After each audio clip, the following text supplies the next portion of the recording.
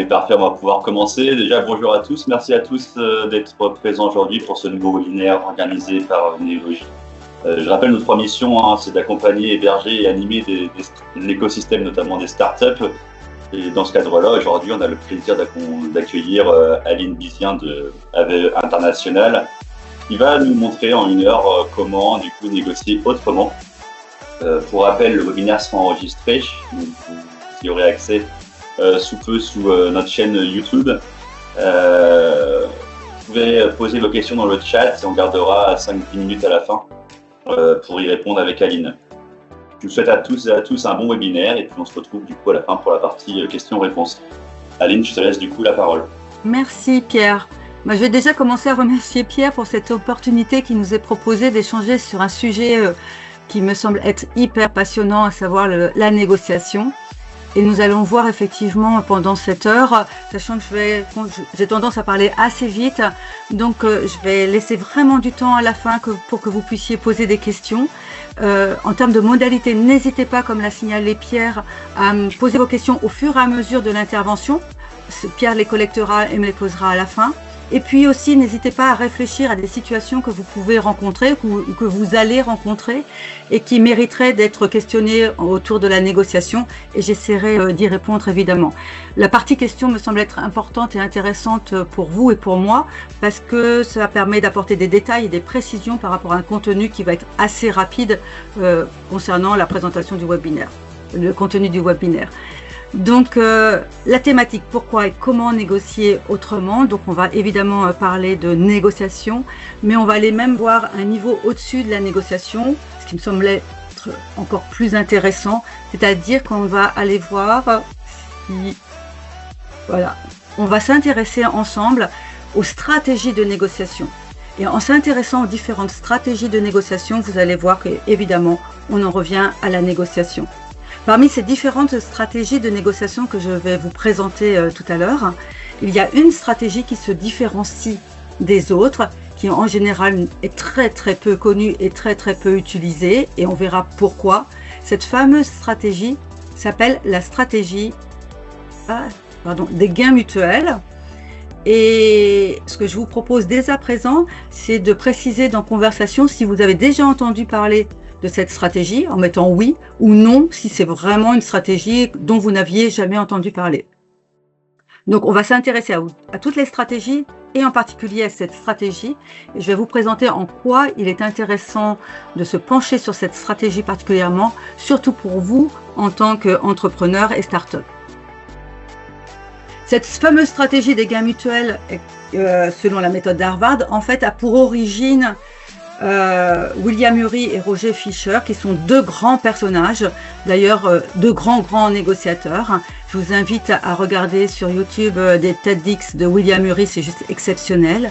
Ces deux grands personnages ont négocié différents accords, dont des accords de paix. Donc j'insiste, des accords de paix, entre autres les accords entre l'Israël et l'Égypte en 78.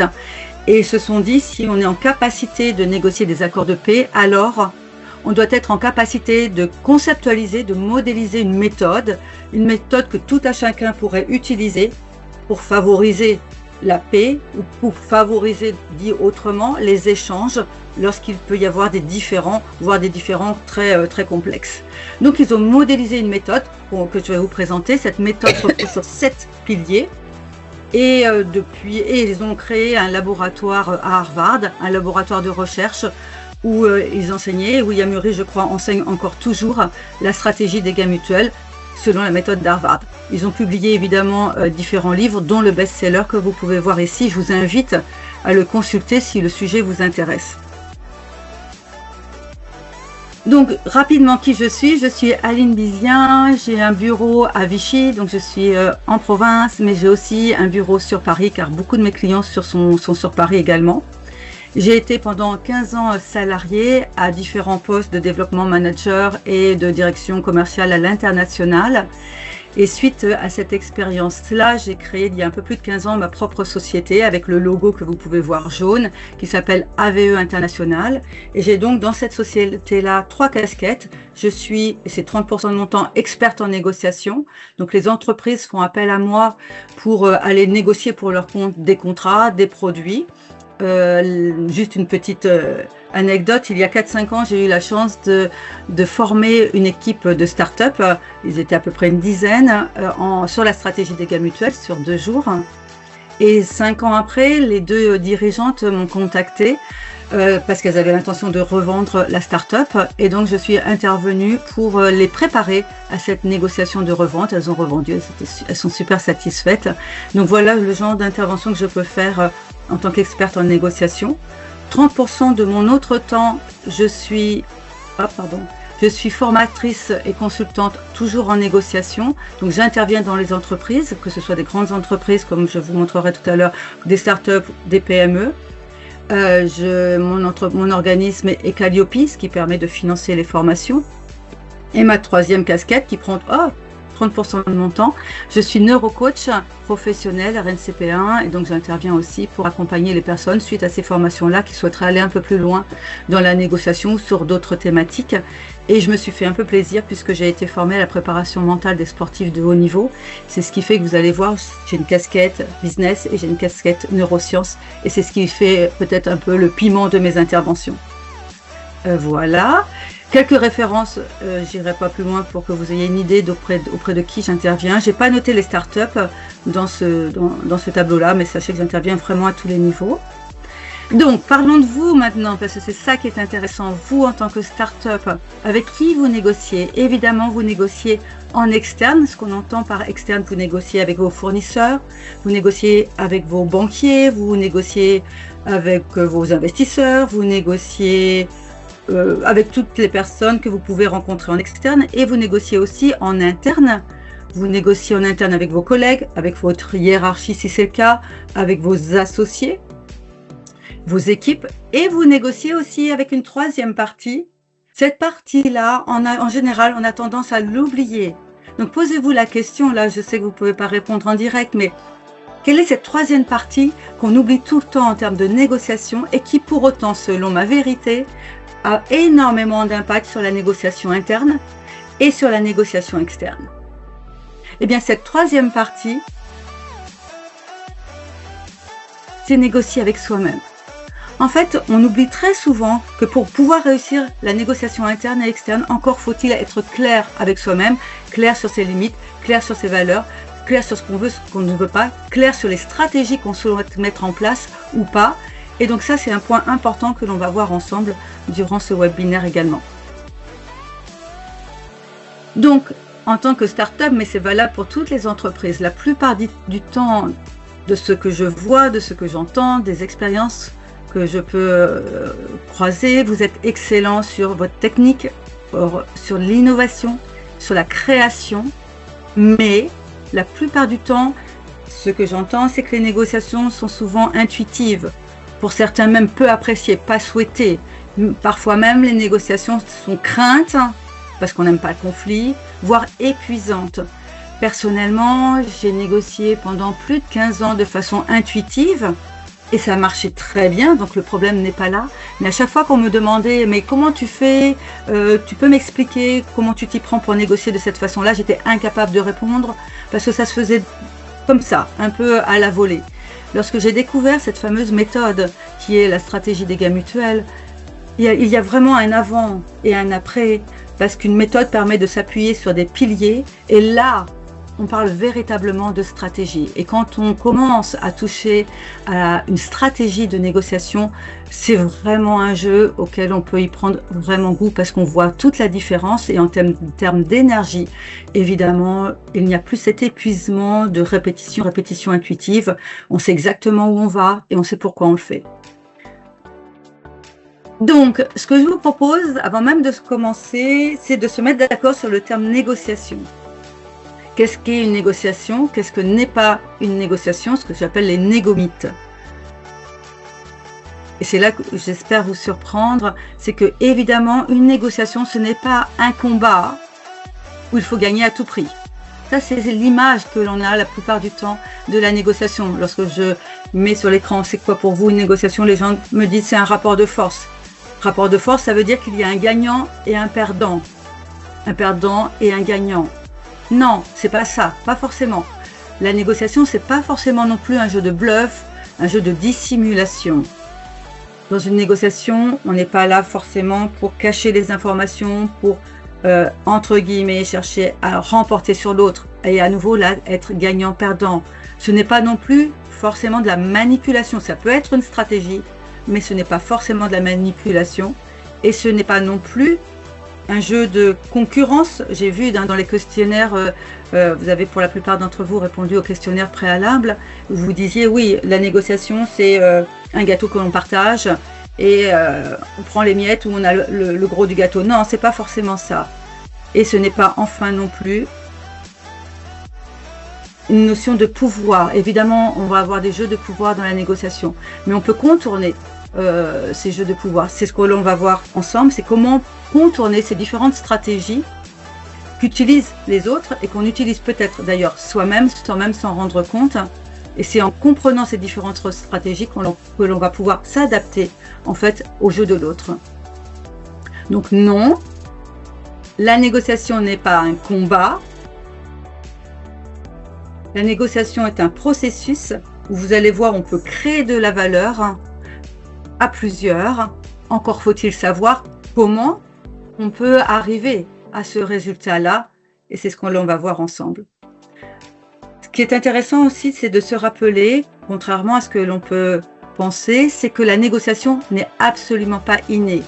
Évidemment, certaines personnes ont plus de facilité, plus de facultés, compte tenu de leur éducation, du métier des parents, de leur appétence, mais c'est avant tout une compétence, la négociation, qui s'apprend, c'est pour ça qu'on est là, et qui est basée sur une méthode. Donc une méthode, ça veut dire une méthode avec une structure, avec des piliers, et c'est en ça que c'est intéressant d'apprendre la négociation.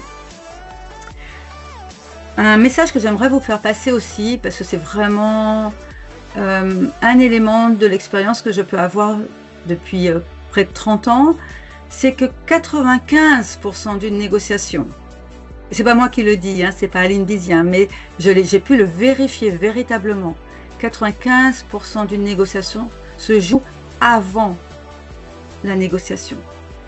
95% au plat d'une négociation se joue avant la négociation, au moment de la préparation de la négociation. Parce que cette préparation, si elle est bien structurée, ça va apporter de la clarté, et cette clarté va apporter de la performance. Et évidemment, quand on est préparé, vous savez bien, on se sent plus en confiance aussi, la posture ne va pas être la même, l'interlocuteur en face va le ressentir, vous serez préparé, l'autre le sera pas forcément, ou du moins il le sera de façon intuitive, comme on l'a dit, comme il est habitué classiquement, mais en sachant exactement, un peu comme un jeu d'échecs, hein, en connaissant exactement quel est le rôle de chaque pion, et en connaissant le rôle que l'autre peut jouer avec chacun de ses pions. Grâce à la préparation, vous allez pouvoir anticiper le jeu de l'autre et toujours avoir une longueur d'avance, tout en contrôlant le jeu que vous souhaitez mettre en place au moment de cette négociation, selon le contexte que vous allez avoir.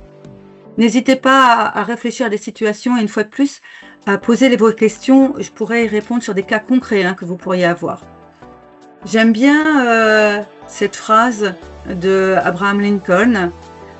If I had 8 hours to chop down a tree, I'd spend 6 sharpening my axe. C'est vraiment pour illustrer cette notion de préparation à la négociation. Rien n'est improvisé quand on négocie, on se prépare, et quand on est préparé, il arrive un moment où la préparation devient comme habituelle. Au début, ça prend un peu de temps, et au fil du temps, la préparation est de plus en plus rapide.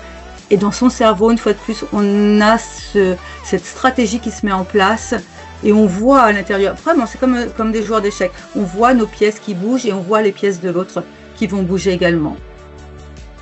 Donc, mettons-nous d'accord sur la définition de la négociation. Si je vous pose la question, c'est quoi pour vous une négociation?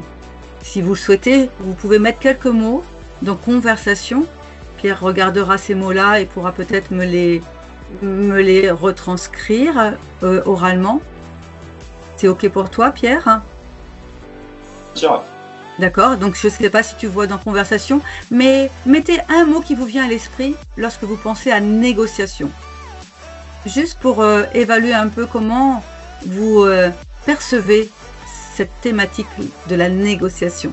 Tu as des mots qui apparaissent, Pierre? Oui, alors j'ai échange pour aboutir à un accord, j'ai win-win, ouais. J'ai échange sous condition. Échange sous condition, d'accord. Échange, effectivement. Le début d'une histoire. Pardon? Le début d'une histoire. Ah, le début d'une histoire, c'est joli ça, c'est très joli, effectivement. Effectivement, tout ce que vous venez de dire est juste. Une négociation, c'est une situation d'échange et de communication avec des intérêts. Regardez, Pierre, tu préfères...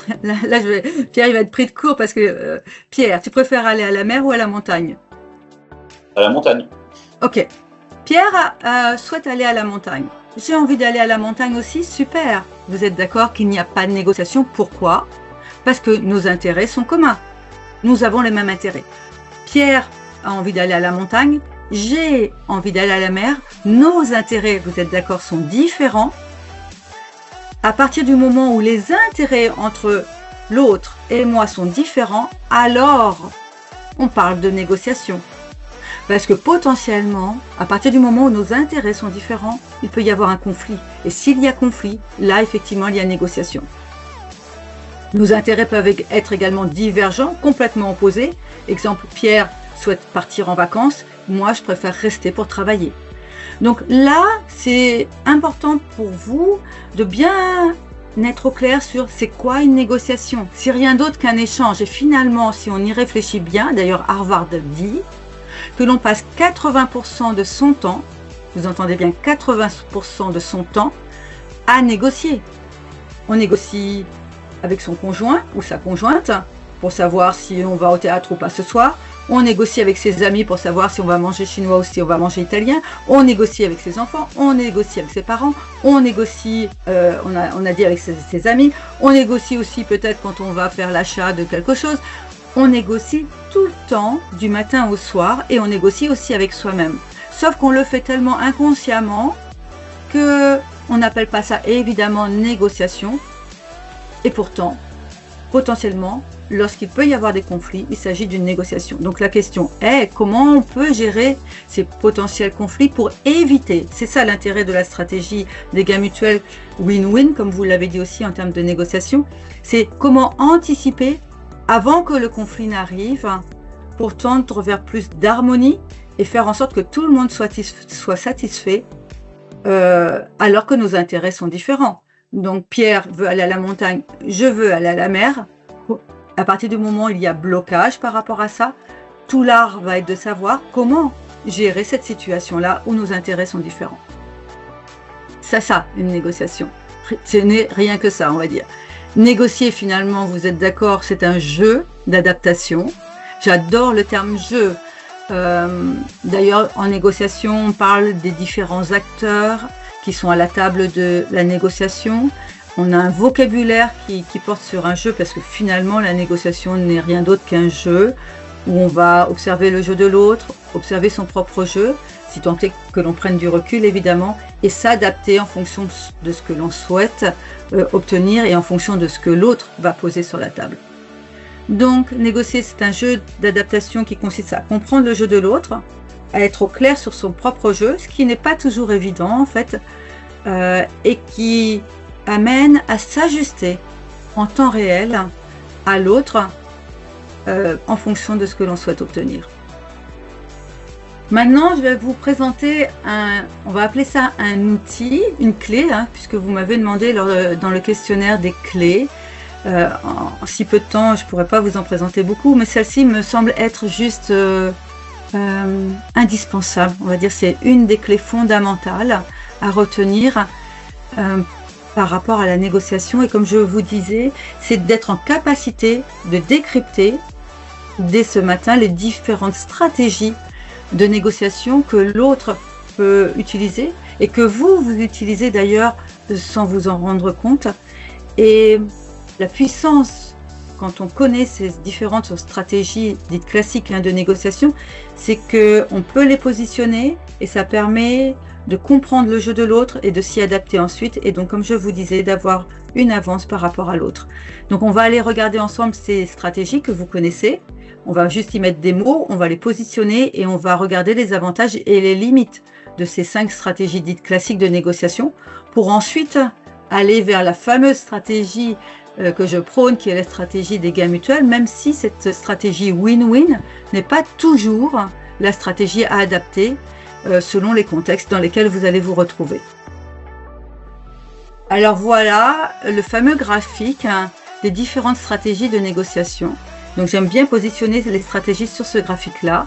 Et j'ai envie de vous poser une question pour jouer un peu. Selon vous, pour qu'il y ait une négociation, quelles sont les 2 variables indispensables? Donc en gros, ce qui revient à vous demander, qu'est-ce qu'on va marquer sur l'axe des X et sur l'axe des Y pour pouvoir définir les différentes stratégies de négociation? Qu'est-ce qu'on met à droite? Qu'est-ce qu'on met en haut à gauche? Si vous avez une idée, donc de 2 éléments, est-ce qu'on met intérêt, est-ce qu'on met accord? Qu'est-ce que vous mettriez vous à droite et à gauche pour qu'on puisse définir les différentes stratégies de négociation? Mettez ça dans conversation si vous voulez jouer et je vais répondre au fur et à mesure. Et Pierre, si tu as des réponses, donc mettez juste 2 mots. Si tu as des réponses, je te laisse me les évoquer avant que je donne tout de suite la réponse. Pascal propose une proposition des contraintes. Alors, attends, j'ai juste noté une proposition et des contraintes. C'est pas ça, Pascal? J'ai coût et efficacité. Des coûts et Coût efficacité. et efficacité, ouais. C'est pas ça. Et Damien me met juste un mot par contre. C'est un enjeu. Un enjeu. Oui, Il bien manque un sûr. mot, Oui. Damien. Et Sarah enjeu. met intérêt, gain. Intérêt, gain, c'est presque ça, mais c'est pas ça. J'ai proposition, intérêt. C'est pas ça. Capacité de décision, volonté de négocier. Ah, intéressant, mais c'est pas ça. Capacité de décision et volonté de négocier. Tout ce que vous dites, c'est intéressant. Ça me parle. Je sais pourquoi vous dites ça, mais c'est pas ça. Alors. J'ai intérêt de l'autre, intérêt de soi. Ah, là, ça commence à chauffer, mais c'est pas tout à fait ça non plus. Et Damien a complété avec enjeu et temps. D'accord, Voilà. intéressant, mais c'est pas ça non plus. Regardez, je vais vous faire un parallèle. Attendez, laissez-moi réfléchir. Oui, voilà. Imaginez un tableau et vous allez mettre avec votre imaginaire les choses, ce que je vais vous dire au fur et à mesure. Vous allez imaginer un terrain de tennis avec sur terre battue. Ensuite, vous allez rajouter 2 joueurs. Vous allez rajouter 2 raquettes. Vous allez mettre une balle jaune qui traîne sur le terrain. Vous allez mettre un filet, évidemment. Vous allez mettre des spectateurs sur votre tableau. Vous allez mettre des sièges bleus. Vous allez mettre un joli ciel. Là, vous avez un tableau complet. Maintenant, vous allez effacer votre tableau. Il redevient blanc. Je repose la même question que tout à l'heure. Si vous deviez retenir 2 éléments pour qu'il y ait un jeu de tennis, quels seraient ces 2 éléments-là? Notez-les. Est-ce que ce serait les raquettes? Est-ce que ce serait la balle? Est-ce que ce serait les joueurs? Est-ce que ce serait le filet, le terrain? S'il y avait 2 éléments dans ce que je vous ai dit, seulement 2 à retenir pour qu'il puisse y avoir un jeu, qu'est-ce que vous retiendriez? Juste 2 éléments. Pierre, si tu veux me donner ce que Alors, tu vois. j'ai les joueurs et les raquettes. Alors, stop, Moi. je fais une pause. Attends. Joueurs et raquettes, comme ça je réponds. Ouais. Je vous invite tous sur votre tableau blanc à mettre 2 joueurs, uniquement 2 joueurs et 2 raquettes. Évidemment, il n'y a toujours pas de jeu là, c'est pas possible. Quoi d'autre? J'ai la balle, joueur balle. Stop, pause. Joueur, balle. Bravo. Évidemment, Pierre, tu peux prendre... Attends, je prends. Vous voyez, je prends. Ça, c'est ma balle. D'accord, Pierre? Tu la vois? Oui, ça va très bien. Toi, tu es l'autre. Donc, tu es l'autre joueur. Et je t'envoie la balle. T'es OK, Pierre? T'es prêt à la recevoir? Je veux aller à la mer. Tu peux me renvoyer la balle en disant je veux aller à la montagne? Je veux aller à la montagne. Je veux aller à la mer. Vas-y, renvoie. Pas moi, je veux aller à la montagne. Ok, on y est. Une négociation, c'est tout simplement une relation. Alors, attendez, voilà. Une relation, donc 2 personnes, et tu l'as dit, Amélie, et une balle. Et la balle jaune, ce sont nos intérêts. Mon intérêt à moi, c'est d'aller à la mer. L'intérêt de Pierre, c'est d'aller à la montagne. Quand vous avez retenu ça, ça va déjà énormément vous éclairer par rapport aux différentes stratégies de négociation. Regardez, une fois de plus, vous connaissez déjà ces stratégies. Je vais juste les nommer. Cette stratégie qui est ici en haut à gauche, vous voyez là où il y a ma petite flèche. Si on lit, je préserve pardon, j'ai sorti trop tôt. Je préserve mes intérêts, je veux aller à la mer et j'en ai rien à faire, on va dire, de Pierre, d'accord? La relation ne m'intéresse pas. Cette stratégie, faut que j'aille doucement avec mon bouton, s'appelle la stratégie du rapport de force, où c'est comme ça, Pierre, tu sais quoi? J'en ai rien à faire, j'irai à la mer, coûte que coûte, y compris sans toi. Alors, où tu me suis, où tu ne me suis pas. Ça, c'est de la stratégie rapport de force, où il y a un gagnant et un perdant. Puisqu'il s'agit d'une stratégie, ne vous dites pas « Ah, mais c'est pas bon, c'est pas bien ». Il n'y a pas de bien ou pas bien dans les stratégies de négociation, ça n'existe pas. Chaque stratégie a des avantages et des inconvénients. Les avantages du rapport de force pour celui qui a du pouvoir, qui a par exemple plusieurs fournisseurs avec qui il peut travailler et donc il va forcément les mettre en concurrence, il n'est pas obligé d'être win-win avec les autres fournisseurs. Il peut très bien décider de se mettre en rapport de force et de dire c'est 1,80 € ou rien parce que sinon je passe à l'autre fournisseur. Dans certaines situations, selon certains contextes, le rapport de force peut être une stratégie efficace, pas agréable pour celui qui est en face, mais efficace pour celui qui l'utilise. D'ailleurs, réfléchissez bien, dans certaines situations, vous qui m'écoutez, peut-être que vous êtes en rapport de force, parce qu'à ce moment-là, vous avez une forme de pouvoir et vous dites, c'est comme ça et pas autrement. Ça fait gagner du temps, vous avez gain de cause au bout du compte, et donc c'est une stratégie parmi une autre. Donc ce qu'il faut avoir confiance, c'est que toutes les stratégies que je vais évoquer sont intéressantes selon le contexte. On voit les avantages, mais voyons tout de suite les inconvénients et les risques, en tout cas du rapport de force. Vous l'avez compris, c'est que Pierre, s'il n'est pas content avec cette décision que je prends d'aller à la mer, coûte que coûte, il peut y avoir une rupture dans la relation. Donc le risque du rapport de force, c'est la rupture dans la relation. Après, à chacun de prendre son risque comme il l'entend. Ça, c'est la première stratégie de négociation, le rapport de force. Au même niveau, au même endroit, il y a une deuxième stratégie que vous connaissez aussi. Je ne sais pas si vous l'appliquez, mais en tout cas, vous l'avez peut-être perçue de la part d'une autre personne, vie privée ou vie professionnelle d'ailleurs. Cette stratégie consiste à préserver ses intérêts, rien à faire de la relation. Mais là, quand on est concerné par la personne qui utilise cette stratégie qui commence par un M, ça fait mal au ventre. Cette personne nous a fait croire qu'on pouvait lui faire confiance et à un moment donné, elle casse cette confiance-là au profit de ses propres intérêts et au détriment de la relation. Cette stratégie s'appelle la manipulation.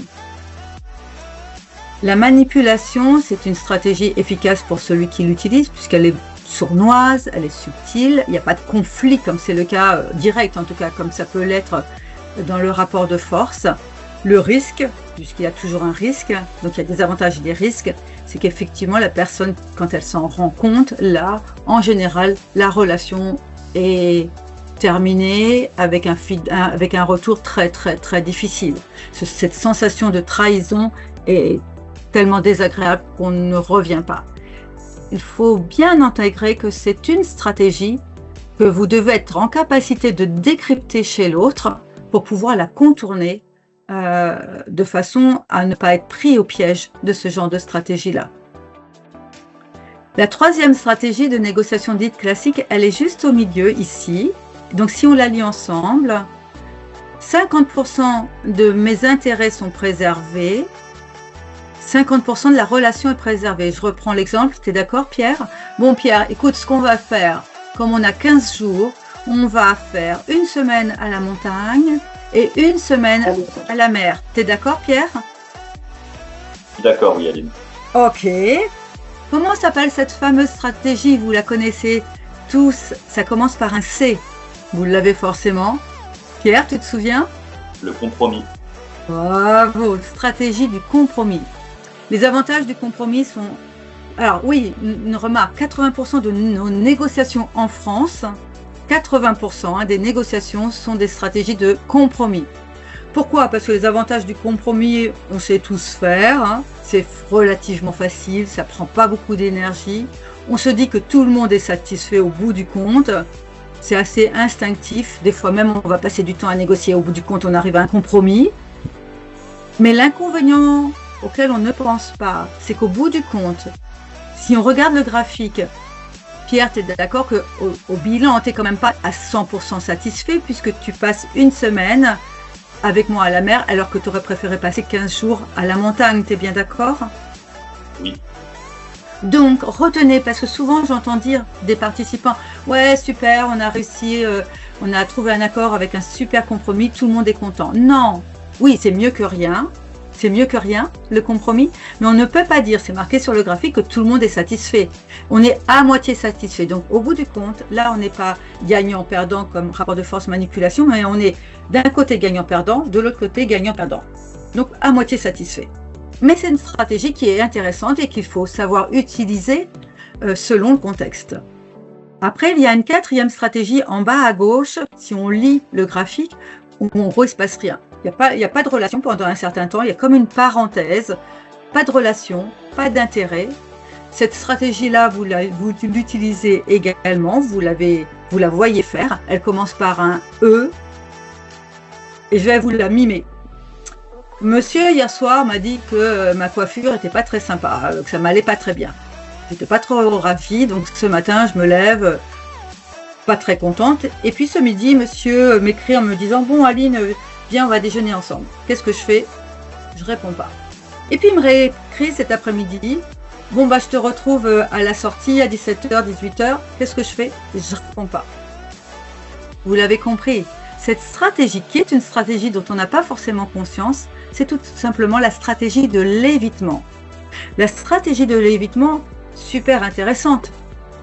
Elle permet de gagner du temps, soit pour se préparer par rapport à certains dossiers parce qu'il manque des éléments, soit pour faire comprendre un peu à l'autre qu'il est allé un peu trop loin. Et d'ailleurs, l'autre, l'interlocuteur que vous pouvez avoir, vous le savez, utilise cette stratégie de l'évitement quand il ne répond pas à vos emails, quand il ne répond pas à vos appels et qu'il laisse traîner. Donc posez-vous la question, est-ce qu'il ne serait pas dans une stratégie d'évitement parce qu'il est en train de préparer quelque chose, peut-être voir un plan B, ou parce qu'il a besoin d'avoir certains éléments complémentaires avant de revenir vers vous, ou tout simplement pour vous faire comprendre que finalement, il y a quelque chose qui ne lui a pas plu ou pas convenu. Donc c'est une véritable stratégie. Et voyons maintenant la cinquième et dernière stratégie dite classique, c'est l'accommodement.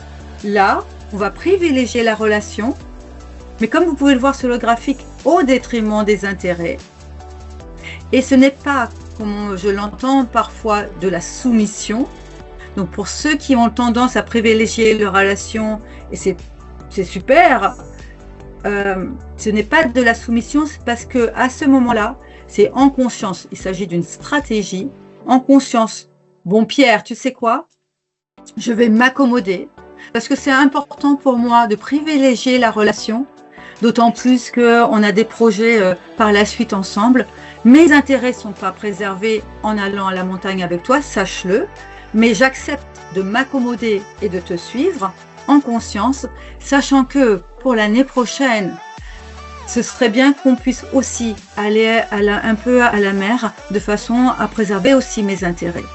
Donc vous voyez que l'accommodement est une stratégie en tant que telle, si elle est conscientisée, si elle est verbalisée ou écrite dans certains cas, et si elle est suivie d'un plan d'action, on va dire, ou elle est suivie par des éléments qui vont permettre de retrouver ses intérêts, de façon à ne pas être tout le temps dans l'accommodement qui pourrait amener, et c'est ça l'inconvénient, de la frustration.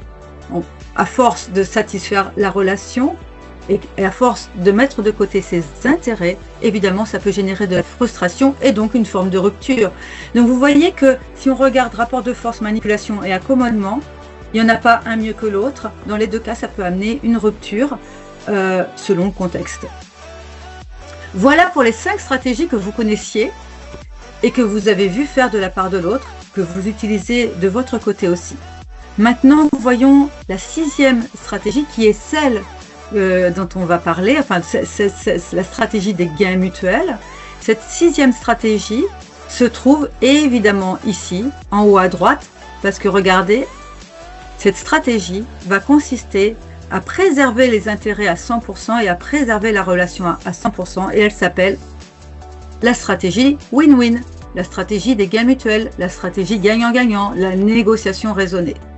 Donc cette stratégie préserve nos intérêts et préserve mutuels, les intérêts de Pierre et mes intérêts, et donc la relation. Et là, vous vous dites, mais comment est-ce possible?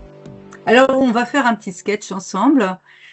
Voilà, je suis une maman, on va faire ça. Je regarde le temps. Je suis une maman, j'ai 2 petits-enfants, ils ont 8 ans.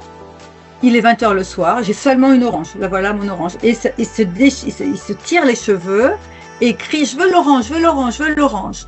La maman, elle n'en peut plus. Donc, qu'est-ce que la maman, le papa, va dire s'il est rapport de force? Amélie et Pierre, je vous laisse jouer, comme ça au moins on entend la voix. Vous êtes rapport de force, les 2 petits-enfants sont face à vous et crient « Je veux l'orange, je veux l'orange ». Qu'est-ce que vous allez leur dire? Il est 20h le soir. T'es là, Pierre? Ouais, non, je suis en train de réfléchir, je suis dans le compromis en disant et partage. Ah oui, non, rapport de force. Amélie, allez-y. Soyez rapport de force. Laisse l'orange à ta petite sœur. Oui, voilà, par exemple, laisse l'orange. Méchant papa, méchant papa. Ça pourrait être allez vous coucher. Vous êtes d'accord? C'est personne n'aura l'orange, c'est fini. Oui, vous êtes d'accord? Rapport de force. Maintenant, voyons le papa ou la maman manipulation. Qu'est-ce qu'il dirait? Vous avez le droit d'écrire dans conversation si vous avez une réponse, une question. Qu'est-ce que dirait le papa ou la maman manipulation? Je veux l'orange, je veux l'orange. Maman Amélie, je veux l'orange. Papa Pierre, je veux l'orange, je veux l'orange. Non. Qu'est-ce que vous allez dire si vous êtes manipulateur? Il y a Sana qui me dit demain. Super Sana, exactement. Demain. Non, je veux l'orange maintenant, maintenant. Vous pourriez me dire aussi. Tu es sage. Pardon? Si tu es sage, a dit Pascal. Oui, super. Si tu es sage, c'est ça? Oui. Si vous êtes sage, vous aurez l'orange. Super. La manipulation, il y a une forme de chantage. Il y a des conditions. Il y a si tu fais ça, je te donnerai ça. C'est une forme de manipulation. Le pire du pire des manipulations, ce serait, écoutez bien, la culpabilité du genre, vous n'allez quand même pas manger l'orange de papa. Donc dans la manipulation, voilà, les formes de manipulation qu'il peut y avoir, mais ça pourrait être aussi, j'ai pas d'orange, toi tu auras une banane et toi tu auras une pomme, ou toi tu auras la banane et toi tu auras l'orange. Sauf que là les enfants vont répondre, mais non, je veux l'orange, je veux l'orange, donc ça va pas régler le problème. Et maintenant facile, le papa ou la maman compromis, alors là tu peux y aller Pierre, qu'est-ce qu'il va dire? Vous pouvez faire moitié-moitié. Voilà, exactement. Et les enfants vous répondent, non, je veux pas la moitié de l'orange, je veux pas la moitié de l'orange. Maintenant, je vous pose à tous une question.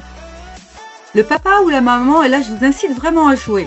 Le papa, et Pierre, tu réponds pas tout de suite, parce que je pense que tu connais la réponse. Le papa ou la maman, gain mutuel. Gain mutuel. Quelle question qui porte sur un mot seulement? Un mot. Un mot.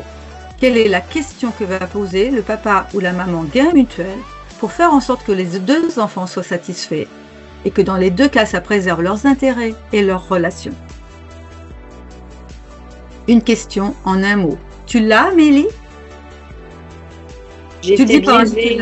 J'ai été biaisée. Le pourquoi. Ah, voilà. Et Maud a répondu pourquoi. Bravo, Maud. Voilà, bravo. Et en fait, la question que l'on n'a pas tous forcément en termes de réflexe, souvent je mets mon minuteur dans ces cas-là et je laisse les participants réfléchir, dire des choses et ça tombe. C'est pas ça. C'est tout simplement, écoutez bien, pourquoi? Pourquoi tu veux l'orange? Et il y en a un qui va dire, moi je veux l'orange pour le zeste, pour faire un gâteau. Et l'autre qui va dire, moi je veux l'orange pour le jus, pour faire du jus d'orange. Et là vous allez me répondre, oui mais si tous les deux ils veulent du jus d'orange, ou si tous les deux ils veulent le zeste. Et moi je vous réponds, mais qu'est-ce qui vous empêche de poser cette question-là avant même d'imaginer la réponse? Or, dans nos habitudes de négociation, on ne pose pas la question du pourquoi. La question que l'on pose classiquement, c'est qu'est-ce que tu veux? Je veux l'orange et on débat sur je veux l'orange. Tu n'auras pas l'orange, tu auras une banane. Et la question, alors, et pourtant, un des éléments sur lesquels repose la stratégie des gains mutuels, c'est de comprendre avant tout les intérêts de l'autre avant même de chercher à le convaincre. On n'est pas là pour convaincre qui que ce soit, c'est là la stratégie des gains mutuels, mais on est là pour comprendre l'autre, ça ne veut pas dire être d'accord, mais comprendre ses intérêts derrière sa position. Exemple, Pierre, je veux aller à la montagne. Pierre, pourquoi tu veux aller à la montagne? Parce qu'il y a du soleil. À la montagne. Oui. Il y a du soleil, il y a quoi d'autre? Il y a la neige, j'ai envie de skier. Ah, il y a de la neige, tu as envie de skier, d'accord. Ok, on va dire ça. Il y a un autre élément? La raclette. D'accord, ok, la nourriture, ok. Moi, je veux aller à la mer parce qu'il y a du soleil, j'ai envie de faire j'ai envie de nager, j'ai envie de me détendre. Puisque tu as envie d'aller, toi, ce que tu as envie, c'est de skier, mais dans le ski, qu'est-ce que tu recherches? C'est des sensations, qu'est-ce qui te plaît vraiment dans le ski? La sensation, et puis la sensation particulièrement, ouais. Ok. Est-ce qu'on pourrait trouver un endroit, Pierre, où à la fois tu pourrais skier, peut-être pas en haute montagne, évidemment. Est-ce qu'il y a des endroits où tu pourrais skier et en même temps on pourrait trouver peut-être un lac pour moi, parce que finalement c'est pas tant la mer, mais un lac où moi je pourrais nager ou des endroits où je pourrais nager, parce que ce qui est important pour moi c'est de nager. Est-ce que tu as une idée d'endroit où on pourrait aller? Oui, je pense qu'il y a des centres de balnéothérapie sur certaines stations de ski. Super. Vous voyez que, alors là c'est un exemple tout simple. C'est juste pour vous faire comprendre que l'idée là, c'est de retenir, c'est qu'avant de bloquer, avant de dire non, je suis pas d'accord, et comment on peut faire, et ceci, cela, une des clés de la stratégie des gains mutuels porte sur le comprendre. Et donc, pour ça, questionner l'autre et être en capacité de dire pourquoi soi-même on veut ça ou on veut ça. Et ça, c'est un élément essentiel. Maintenant, je vais vous passer rapidement, parce que l'heure tourne, les 7 éléments clés de la stratégie des gains mutuels. Je vous ai dit que la stratégie des gains mutuels, c'est une méthode qui repose sur 7 piliers d'Harvard. Ces 7 piliers-là, et évidemment, je ne vais pas rentrer dans le détail, je vous les mets, sont les suivants. La notion d'objectif. Et en fait, les 7 piliers, c'est comme si à chaque pion, vous savez, du jeu d'échecs, vous aviez un pilier. Donc, en fait, vous avez un rôle, une dimension pour chaque pion du jeu d'échecs. Donc, il y a un pion qui s'appelle objectif, un pion qui s'appelle intérêt qu'on vient de voir, un pion qui s'appelle critère objectif, etc. L'objectif, je vais aller assez vite, le pion objectif permet de ne pas donner prise à l'autre. L'intérêt d'éviter les guerres de position. Les critères objectifs d'éviter le rapport de force. Les options créatives d'éviter des situations de blocage. Donc, vous voyez, là, vous entendez plein de situations que vous devez rencontrer en négociation. La communication d'éviter une spirale émotionnelle. La relation d'éviter de confondre les personnes avec l'objet de la négociation, donc de bien séparer les personnes des différents, ce qu'on ne fait pas toujours. Et la mésor, donc c'est un plan B à la mésor, ça veut dire meilleure solution de rechange, ça permet de ne pas être dépendant de l'autre. Et donc, comme vous avez compris, avec ces 7 pions-là, ces 7 piliers-là, on peut jouer la stratégie des gains mutuels qui n'est pas habituelle parce qu'elle n'est pas innée. Elle s'apprend, cette méthode-là. Et c'est la seule et unique, comme vous avez pu le voir, qui va préserver la relation et les intérêts mutuels. Donc la stratégie des gains mutuels, c'est une alternative aux stratégies classiques qui permet de préserver les intérêts mutuels, sécuriser la relation et créer de la valeur grâce aux options créatives lorsqu'il y a un blocage. Donc, la négociation, et j'aurais presque terminé, il me reste 2-3 minutes pour vous laisser 10 minutes de questions. La négociation, ce n'est pas qu'une méthode, ce qu'on vient de voir, c'est aussi et surtout un état d'esprit. Et c'est là où on va aborder la notion des neurosciences, qui consiste à comprendre le fonctionnement de notre cerveau au niveau des pensées, des émotions et des comportements.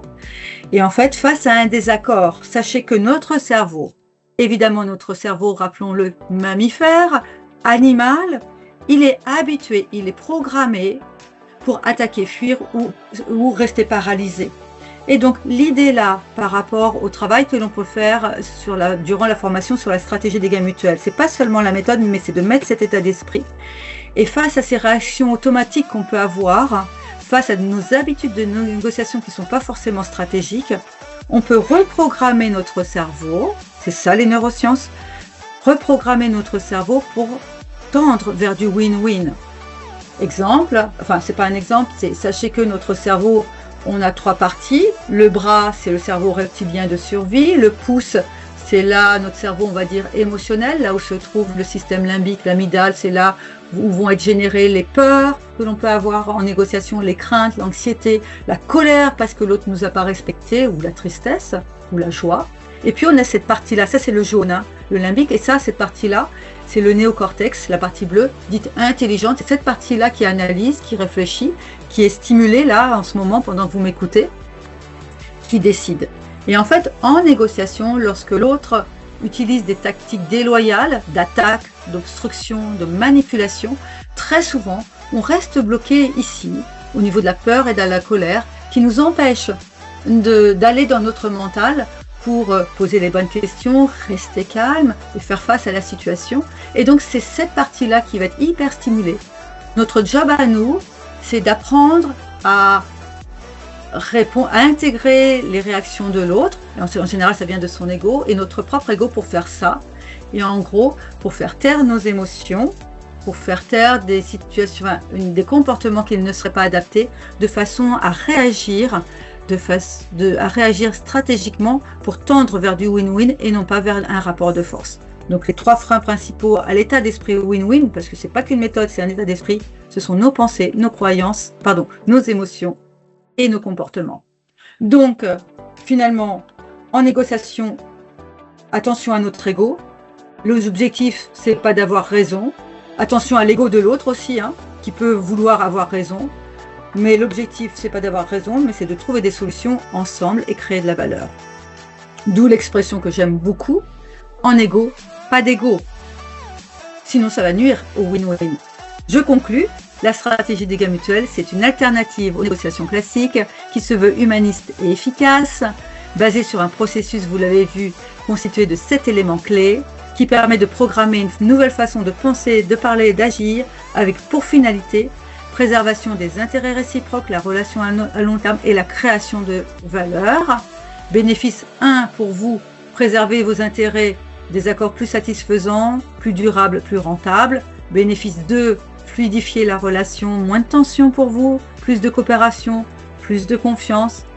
Et bénéfice 3, réduire la charge mentale, ce qui n'est pas négligeable, qui intervient beaucoup sur la santé mentale, moins d'incertitude, plus de structure et plus de sérénité.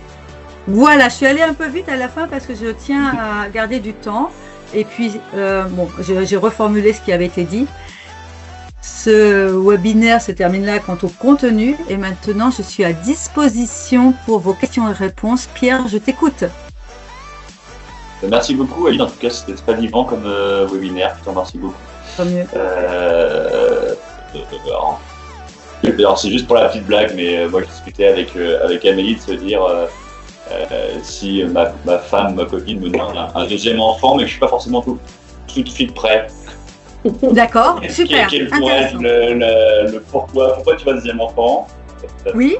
Et quel lien mutuel finalement on pourrait avoir sur couple? D'accord. Alors tu as tout à fait, t'as déjà compris, c'est bien Pierre, c'est avant même de dire non, j'en veux pas, ça ce serait camper sur sa position. Non, j'en veux pas. Et pourquoi t'en veux pas? Parce que c'est comme ça. Là, on est dans le rapport de force. Tu pourrais très bien être manipulateur en disant oui, pourquoi pas, je vais y réfléchir, on verra plus tard. Et en fait, le plus tard n'arrive jamais. Voilà. Donc là, si tu veux être vraiment win-win, la première étape, ça va être ok, j'entends que tu veux un deuxième enfant. C'est un deuxième enfant ou un premier enfant? Je ne me souviens plus. Un deuxième, ouais. Un deuxième. Et bien là, c'est tout simplement de chercher à comprendre derrière sa position pourquoi elle veut un deuxième enfant. Et là, peut-être que ta copine va te dire, bah voilà, je ferai un deuxième enfant parce que ce sera bien pour le premier, au moins il y aura un frère ou sœur. Elle va peut-être expliquer que, je dis n'importe quoi, elle est fille unique et que c'était difficile pour elle de pas avoir un frère ou une sœur et qu'elle pense que c'est bien cette fraternité. Peut-être qu'elle va te dire, je veux un deuxième enfant parce que la maternité, j'aime ça, j'ai aimé être enceinte et que j'ai toujours rêvé d'une famille avec un papa, un maman et 2 enfants. Elle va t'expliquer plein de choses et tu vas pouvoir creuser pour comprendre peut-être au-delà de ce à quoi tu t'attends, Pierre. Et peut-être qu'en la questionnant de façon empathique, vraiment pour chercher à comprendre, même ta copine va révéler des choses qui étaient peut-être enfouies au fond d'elle-même sur l'importance qu'elle accorde à avoir 2 enfants. Au moment où elle se sera sentie en confiance avec toi parce que tu la questionnes pour la comprendre et pas pour s'y opposer, toi, tu vas pouvoir, Pierre, expliquer pourquoi toi, tu ne veux pas un deuxième enfant. Et là, tu vas pouvoir dire, par exemple, moi, je veux pas de deuxième enfant parce que tu comprends, au niveau financier, il y a ce souci-là, au niveau de la planète, il y a ça et ça. Et puis, je suis pas sûre, en tant que père, d'avoir du temps par rapport à mon travail, etc. Tu vas évoquer aussi tes intérêts Et tu vas peut-être même évoquer des choses aussi qui sont profondes chez toi. Oui, avec mes frères ou mes sœurs, ça s'est passé mal, je veux pas qu'il y ait de soucis, je veux pas que ça se répète, etc. Ce qui fait que vous allez vous comprendre l'un et l'autre. À partir du moment où vous allez vous comprendre l'un et l'autre, les intérêts seront exposés de part et d'autre, vous allez vous poser la question de savoir, c'est quoi votre intérêt commun? Ça, c'est hyper important. Et donc, si tu devais répondre à cette question, Pierre, finalement, dans cette question avec l'autre de savoir est-ce qu'on a ou pas un deuxième enfant, c'est quoi votre intérêt commun dans votre couple, donc, globalement? Tu répondrais quoi, Pierre? La bienveillance et le côté famille, ouais.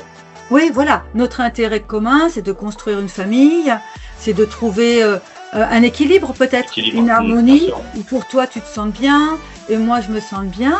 Et donc, à partir de cet intérêt commun, l'étape d'après, les intérêts qui auront été exposés, ce sera sur le comment on peut envisager les choses.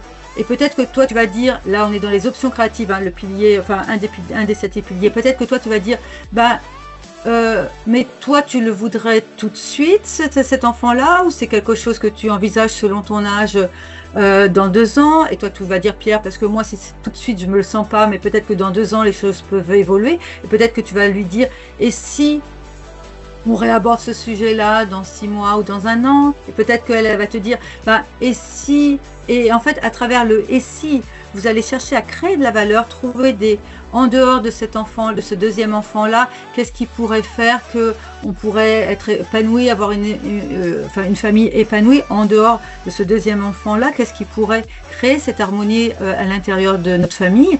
Et là, vous serez dans le et si, et si, et si, et si, donc dans la création de valeur, qui peut aboutir à un accord, mais là où il faut être réaliste, et je le dis clairement, qui peut aboutir à un non-accord. Donc une négociation réussie n'aboutit pas forcément à un accord. On considère qu'elle est réussie malgré un non-accord à partir du moment où il n'y a pas de désaccord. C'est-à-dire où l'un et l'autre auront tout fait pour trouver des solutions, et que malgré ça, il y en a un qui reste campé sur sa décision et l'autre. Mais comme vous aurez tout fait pour chercher des solutions, eh bien, l'accord n'est pas possible à ce moment-là. Et il n'y a pas. Et voilà. Mais vous aurez tout fait de la part de l'un et de l'autre, et vous serez au moins compris. Ça répond, Pierre? Très bien, oui. Après, ça va beaucoup plus loin. Mais bon, dans un couple, c'est plus délicat parce qu'on pourrait. Après, c'est une question de pouvoir, par exemple. Est-ce que vous êtes marié, pas marié? Le pouvoir que l'un pourrait vous dire, hein, je vais plus loin, mais c'est pas très cool là par rapport au couple. Mais ta copine pourrait te dire, tu sais quoi, si j'ai pas un deuxième enfant avec toi, plan B, je te quitte, hein, paf, rupture, je te quitte, parce que pour moi c'est juste impensable. Donc je te quitte, je pars avec le premier et j'en fais un deuxième avec un autre. Ça pourrait être ça. Si vraiment. Avec toi la mère, Aline. Pardon? Ouais. Avec toi la mère. Oui, c'est ça. Et toi, tu as ton plan B, du coup, parce que c'est ça, hein, le plan B, c'est le pouvoir que l'on peut apporter, le pouvoir que l'on a. Donc, selon son pouvoir, on va jouer le rapport de force. Hein. Si effectivement la femme répond, puisque c'est comme ça, je préfère une rupture, elle utilise son rapport de force avec le risque, évidemment, de perdre Pierre. Mais vous voyez, ça, c'est un cas vie privée, mais qui vous permet de comprendre un peu comment ça va se passer. Après, tout est dans l'art de la communication, de la relation, qui sont des piliers sur lesquels on va travailler. Les jeux des questions ouvertes, les questions fermées, etc., etc. Donc, il y a plein de portes d'entrée, en fait. Voilà, Pierre, ça a répondu à cette question-là, en tout cas. J'ai une question du coup, Aline, merci. On peut s'en parler une dernière, c'est la question fondamentale derrière la plupart des négociations, une fois l'intérêt démontré, est pour la partie adverse de l'obtenir à moindre coût. Donc s'agit-il d'arriver avec un tarif 40% supérieur comme dans toute négociation traditionnelle, pardon. Ah, magnifique comme question, j'adore. Alors, dans le pilier intérêt, vous vous rappelez, je vous les ai passés vite, les 7 là ronds, il y a le pilier intérêt, donc c'est pourquoi tata. Ce qui est important en négociation, je vais faire vite pour ne pas dépasser le timing, pour le respecter. Avant même, on parlait de préparation, avant même d'aller en négociation, vous devez absolument tracer un trait horizontal avec 3 jalons sur ce trait-là. Le premier jalon, c'est quoi votre idéal? Moi, mon idéal, c'est par exemple d'avoir tel prix, on va dire un prix 100 par exemple. Donc tu peux poser la question à la personne s'il est acheteur ou vendeur là. côté acheteur ou côté vendeur? Lui, il est plutôt vendeur. Plutôt vendeur. Donc, je vends un produit 100 €. Ça, c'est et mon prix idéal, ce serait d'en avoir. Mon prix idéal, c'est de le vendre à 100 €. Donc, vous marquez idéal 100. Évidemment, il y a un ancrage. L'ancrage, c'est un prix légèrement au-dessus quand on est vendeur et légèrement en dessous quand on est acheteur. L'ancrage va être légèrement au-dessus de son idéal. Donc, l'ancrage, vous allez le tracer peut-être à 110 ou à 120 € pour ensuite descendre à 100. Et le troisième jalon, c'est la limite. Au pire du pire des cas, vous allez être OK pour descendre à 90. Donc, vous avez 3 valeurs. Ancrage 120, idéal 100 et limite 90. D'accord. Quand j'entends 40%, je vais ancrer à 40% au-dessus pour passer à 100. Donc, je propose 140 pour descendre à 100. Danger, pratique à risque. Pourquoi? L'écart est beaucoup trop important entre le 100 et le 140. Ça, c'est ce qu'on appelle marchand de tapis. Quand on est négociateur raisonné, évidemment, on ancre toujours, mais on ancre à une valeur qui sera raisonnable autour de l'idéal. Si c'est 100 l'idéal, ce sera 110 l'ancrage, au maximum 115. Pourquoi? Parce que l'autre, s'il connaît le marché et s'il a des éléments très précis, il va comprendre que votre ancrage est bien trop élevé. Et même si vous passez de 140 à 100, vous perdez votre légitimité et vous perdez votre crédibilité. Donc, oui, ancrer un peu plus haut, un peu plus bas, mais en étant raisonnable au niveau de l'idéal, parce que sinon, on risque de perdre sa légitimité, voire même, moi, j'ai dans une mise en situation où on vend une voiture, il y en a un qui dit, voilà, j'en demande 200 000 € alors qu'il peut descendre à 70 000. L'autre, qu'est-ce qu'il fait? Il peut même partir de la table de la négociation, parce qu'il considère que c'est du n'importe quoi. Donc, ancrer, oui, très bonne pratique efficace, mais pas ancrer n'importe comment, et ne jamais partir en négociation sans un ancrage, un idéal et une limite, pour pouvoir s'affirmer au moment de la négociation et être au clair. Très important cette notion, effectivement. Très bonne question. Oui, voilà. Une question de Damien qui disait, faut-il avoir une limite, une ligne rouge dans la négociation, mais je pense que tu viens d'y répondre par la limite, le montant limite minimum auquel on ne peut pas aller en dessous. C'est un peu ça que tu expliquais du coup. Oui, voilà, il faut être au clair. Et c'est ce que j'appelais tout à l'heure, si vous vous souvenez, négocier avec soi-même. Moi, j'ai plein de participants qui quand je leur demande, ils veulent négocier une augmentation de salaire. C'est quoi ton idéal? Ils vont me dire entre 60 et 70. Non! C'est quoi ton idéal? C'est 60, c'est 62, c'est 65. C'est pas une fourchette. C'est quoi ta limite? Ah ben, j'y ai pas pensé, je veux le maximum. Non! Il faut que tu aies une limite. C'est quoi ton ancrage? Ah ben, j'y ai pas pensé, c'est comme l'idéal. Non! Il faut un ancrage. Voilà. Effectivement. Ça se travaille, ça. Ça s'entraîne. Donc, une formation en négociation, c'est pas de la théorie, c'est de la pratique. Donc, il faut des mises en situation, il faut que vous soyez bousculés, il faut que vous soyez touchés dans vos émotions, dans vos habitudes de négociation pour reprogrammer ce qu'on disait, des habitudes de négociation. Donc, ça passe par des mises en situation vraiment de la pratique, de la pratique, de la pratique. Voilà, Pierre. Moi, je vois sur mon chrono, je peux rester encore, je pourrais en parler toute la journée, comme tu le sais. Non, mais je pense qu'il y a des gens qui nous quittent parce qu'il est 9h. Je vous remercie tous pour votre écoute. Au plaisir de rester en contact par l'intermédiaire de Néologie, de Pierre et d'Amélie. Et puis, tu veux le mot de la fin, Pierre, peut-être? Merci beaucoup, Aline, et merci à toutes et à tous pour votre participation nombreuse. Et on espère que ce webinaire vous a plu. Et à bientôt. Beaucoup. Merci à vous. Passez une belle journée ensoleillée. Merci. Au revoir. Merci, au revoir. Merci, au revoir. Au revoir, bonne journée. Au revoir, bonne journée à tous.